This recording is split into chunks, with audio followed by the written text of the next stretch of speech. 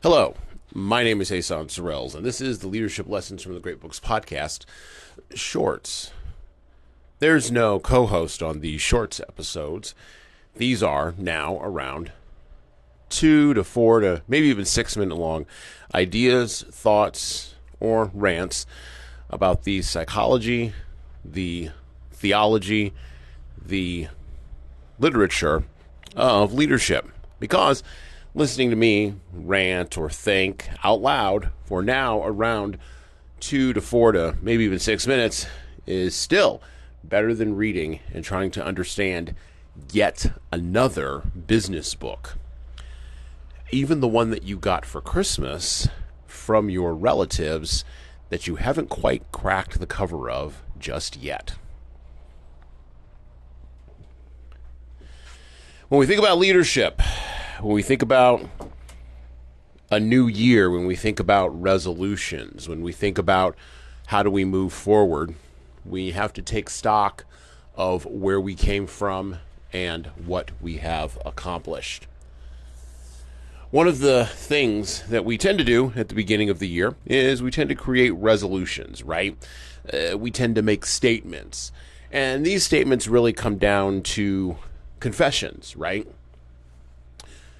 If we haven't done what we know we should have done as leaders in the previous year, our resolutions tend to look like, they tend to look like I confess that I wasn't good enough to my employees, or I confess that I wasn't as great a leader as I could have been. I confess that I made mistakes. I confess that I should have done better. I confess. And then after, of course, we confess, we make a commitment to do better in the new year, and then we proceed to do pretty much exactly the same thing in the new year after about a month or two of really trying that we were doing the last year, falling backwards into a rut of leadership. And then December 31st of 2023 comes around, or whatever year it may be, and we're back to confession. Wouldn't it be nice to get out of that little cul-de-sac? Well, a way to get out of it is through reading. A way to get out of it is through studying the great books of literature, which is what we do on this podcast.